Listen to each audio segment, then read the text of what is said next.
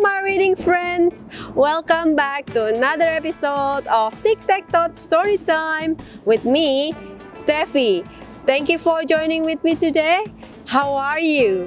I hope you're doing fine wherever you are. Today, we are going to continue to read the story of the Gruffalo and his child. The Gruffalo's child is wandering around the deep dark wood to find the big bad mouse. But instead, she comes upon a small mouse in the wood. Do you think that she will ever find the big bad mouse? Then let's read Gruffalo's Child. Please enjoy the story. The Gruffalo's Child, written by Julia Donaldson and illustrated by Axel Scheffler. The Gruffalo said that no Gruffalo should ever set foot in the deep dark wood. Why not? Why not? Because if you do, the big bad mouse will be after you. I met him once, said the Gruffalo.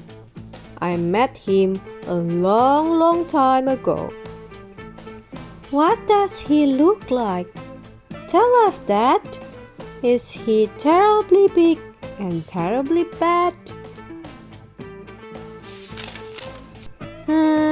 I can't quite remember, the Gruffalo sighed. Then he thought for a minute and scratched his head. The big bad mouse is terribly strong, and his scaly tail is terribly long. His eyes are like pools of terrible fire, and his terrible whiskers are tougher than wire. One snowy night, when the Gruffalo snored, the Gruffalo's child was feeling bored. The Gruffalo's child was feeling brave, so she tiptoed out of the Gruffalo cave.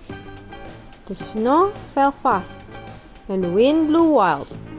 Into the wood went the Gruffalo's child.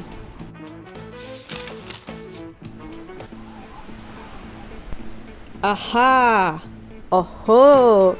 A trail in the snow. Whose is this trail, and where does it go? A tail poked out of a log pile house. Could this be the tail of the big bad mouse?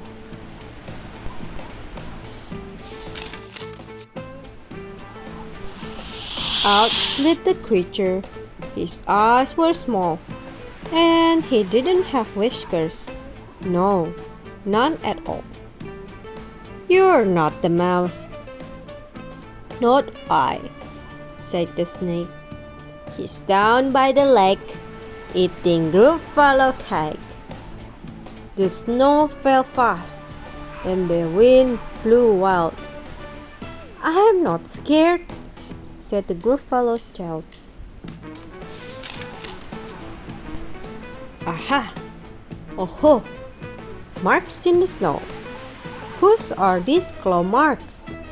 Where do they go? Two eyes gleam out of a treetop house. Could this be the eyes of the big bad mouse? Down flew the creature. His tail was short, and he didn't have whiskers of any sort. You're not the mouse. Choo! Not I. But he's somewhere nearby, eating Gruffalo pie.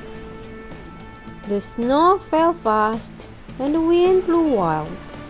I'm not scared, said the Gruffalo's child. Aha! Oh ho! A track in the snow. Whose is this track, and where does it go? Whiskers at last, and an underground house. Could this be the home of the big bad mouse? Out slunk the creature.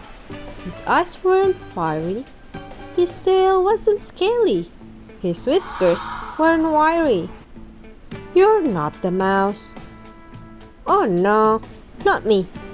He's under a tree, drinking Gruffalo tea. It's all a trick, said the Gruffalo's child. And as she sat on a stump where the snow lay piled, I don't believe in the big bad mouse.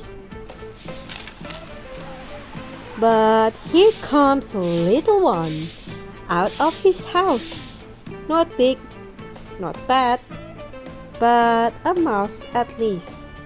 You'll taste good as a midnight feast. Wait, said the mouse. Before you eat, there's a friend of mine that you ought to meet. If you let me hop into a hazel twig, I'll beckon my friend so bad and big. The Gruffalo's child unclenched her fist. The big bad mouse? So he does exist. The mouse hopped into the hazel tree. He beckoned, then said, "Just wait and see." Out came the moon. It was bright and round. A terrible shadow fell onto the ground.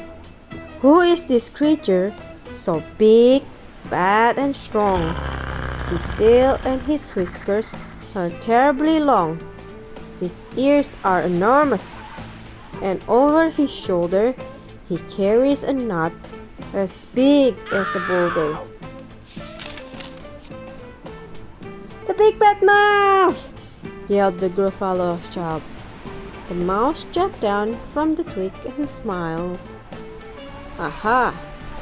Oh-ho! Prints in the snow. Whose are these footprints, and where do they go?" Where the Gruffalo's child was a bit less brave, the Gruffalo's child was a bit less bored. And the Gruffalo snored and snored and snored. And that is the end of the story.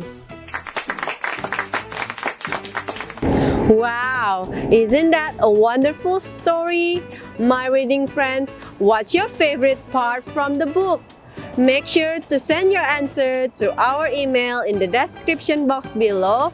And if you like this kind of story, please give a thumbs up.